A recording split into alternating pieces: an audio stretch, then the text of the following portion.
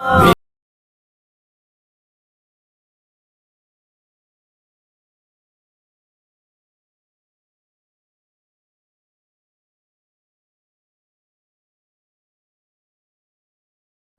یہ 5 حدیثیں ہوگی، اب اگلی انشاءاللہ جلدی جلدی کنکلوڈ کر لیتے ہیں۔ چھٹی صحیح حدیث قبر رسول سے متعلق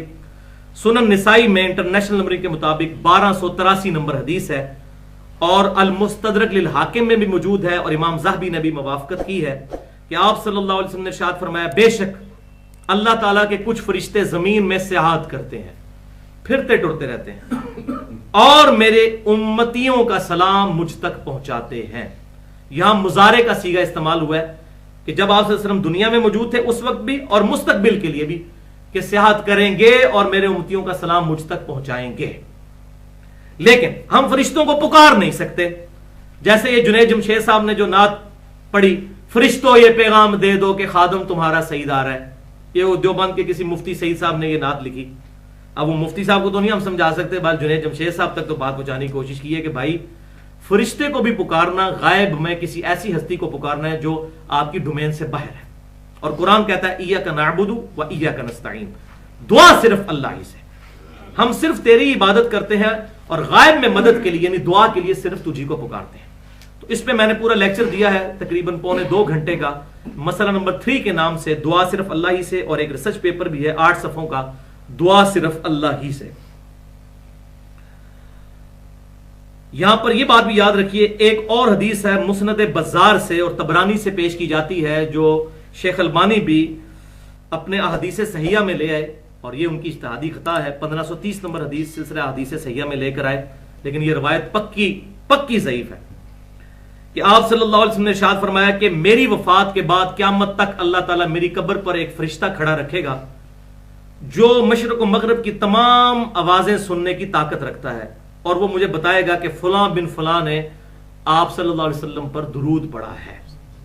ٹھیک ہے جی، لیکن یہ روایت اصول محدثین پر ضعیف ہے۔ صحیح حدیث وہی ہے، بخاری اور مسلم میں موجود ہے، یا یہ سنن نسائی والی کہ اللہ تعالیٰ سلام پہنچا دیتا ہے، یا فرشتے کلیکٹ کر کے آپ صلی اللہ علیہ وسلم کے پاس لے جاتے ہیں۔ کوئی ایسا بھائی فرشتہ نہیں موجود جو مشرق و مغرب کی آوازیں سن کے اس طریقے سے یہ کام کر سکتا ہو۔ اس کے ایک ترک میں عمران بن حمیری ایک راوی مجہول ہے، ان نون لاپتہ انسان ہے، پتہ ہی کوئی نہیں کہ وہ کون ہے شخص، اس نے یہ روایت بیان کی ہے۔ تو جب تک پتہ ہی نہیں ہوگا تو آپ کیسے بیان کریں گے؟ صحیح مسلم کے مقدمے میں ہے ابن مسعود رضی اللہ تعالیٰ عنہ کا قول، جو میں نے مسئلہ نمبر 36 میں بتایا کہ بعض اوقات شیطان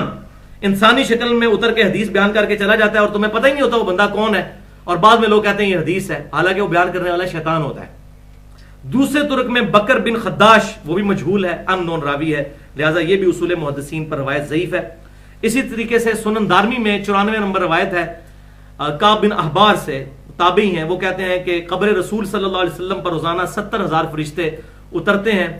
اور اپنے پر پھڑپڑاتے ہیں اور دروشی پڑھ کے پھر واپس چلے جاتے ہیں۔ یہ روایت بھی اصول محدثین پر پکی ضعیف اور منقطع روایت ہے۔ میں نے ایک لیکچر میں بیان کی تھی، آج کے لیکچر میں میرا رجوع ہو جائے گا کیونکہ یہ منقطع ہے۔ اس میں نبی بن وہب جو ہیں، جو کعب بن احبار سے بیان کر رہے ہیں، یقین کریں میں نے تمام کتابیں اٹھا کے دیکھی، تمام محدثین کہتے ہیں کہ کعب ابن احبار کے کسی شاگرد کا نام نبی بن وہب نہیں ہے، نہ اس طرح کا کوئی شخص ہے جس نے ان سے کوئی روایت سنی ہو۔ نبی بن وہب نے کبھی اس نام کے کسی شخص نے ان سے روایت نہیں سنی۔ اس نام کے اور اشخاص تو ہیں لیکن ان سے کوئی سننے والا نہیں ہے، تو یہ روایت منقطع ہے۔ تو صحیح روایت تو وہی ہے جو جی قرآن پاک میں آیا ہے، سورۃ الاحزاب کی آیت نمبر 56، ان اللہ وملائکتہ یصلون علی النبی یا ایھا الذین آمنوا صلوا علیہ وسلموا تسلیما۔